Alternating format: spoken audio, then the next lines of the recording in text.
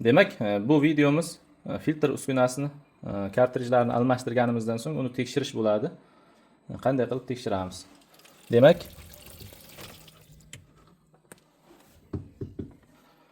bu kranlarimiz boshida videoni ko'rgan bo'lsak ochiq turgandi. Birinchi o'rinda buni yopib olamiz tekshirish uchun. Chunki filtr apparatimiz ishlaganda ichida bosim hosil qilish kerak. To'g'ri ishlayotganini shundan bilsak bo'ladi. Bosimda agar qayernidir noto'g'ri o'rnatgan bo'lsak, suv chiqadi do'stlar. Va zaxira bakini ochamiz. Mana ochdik. Ishlangan to'g'ri holatda ochiq turadi. Va mana bu kranni mana ochamiz. Ochdik. Filtr uskunamiz mana shu holatda yotiq holatda turadi. Yuqoriga to'kka olaymiz mana. Ishlatamiz mana. Mana. Ishladi.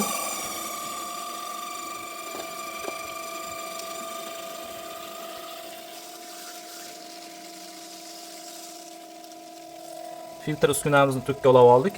Filtr uskunamiz yondi, ishga tushdi. Va hozir tekshiramiz. Qani qayerdan suv oqadi yo oqmaydi? Filtrlari to'g'ri almashtirildimi? Keyin yopsak bo'ladi buni ichini. Hech qayerdan suv oqmasa. Demak, tekshirish jarayoni filtrlarni almashtirib bo'lgandan so'ng qancha vaqt davom etishi mumkin? Do'stlar, filtr uskunamiz avtomatik o'zini o'zi o'chirguncha tekshirishimiz davom etadi.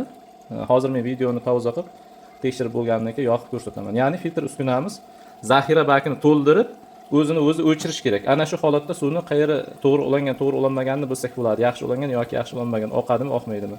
Keyin yopsak bo'ladi buni. Hozir yopmaymiz, shu holatda qoldiramiz. Suvning tozalik darajasiga qarab zaxira bakini 20 daqiqadan 45 daqiqagacha filtrimiz to'ldirib beradi.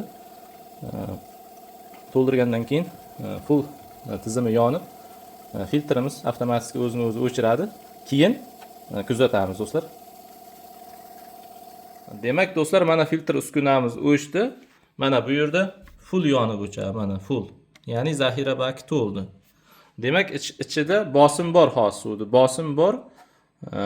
Hech qayerdan suv oqqani yo'q mana. Demak, to'g'ri o'rnatilgan filtrimiz, kartrijlari to'g'ri almashgan. Bemalol yopaversak bo'ladi. Mana hech qayerdan suv oqqani yo'q. Videoni o'tkazib yubormaymiz do'stlar. Sababi kartrijni almashtirib bo'lgandan so'ng ba'zi bir filtrlarni blokini ochishga to'g'ri keladi yoki ashibkasini o'chirishga to'g'ri keladi. 6-darsligimiz blokni ochish yoki ashibkani o'chirish bo'ladi. Ikkalasi bitta narsa. Ko'plar blokka tushib qoldi deydi. Ashibka bitta gap bilan tushuntirganda. 6-darsligimizni kuzatamiz, videoni davom ettiramiz. Do'stlar, videoni pauza qilib hamma tarafini yopib oldim va men sizlarga shlanglarini yana qaytadan ulashni ko'rsataman. Sababi ba'zilar shlangini uzib yana boshqadan o'rnatgan bo'lishi mumkin. Mana ko'rishingiz mumkin, orqa tarafdan birinchisiga kanalizatsiya ulanadi, ikkinchisiga, orqa tarafdan ikkinchisiga kirish suv manbasi ulanadi. Mana bu kumush tarafiga, mana bu uchinchisi ulanadi. Semestitildi kumush tarafiga, o'rtadagi 3ga ulanadi. Mana bu sariqqa arqa tarafdan 4-ga ulanadi. Mana shunga sariq tarafi ulanadi semestitildi.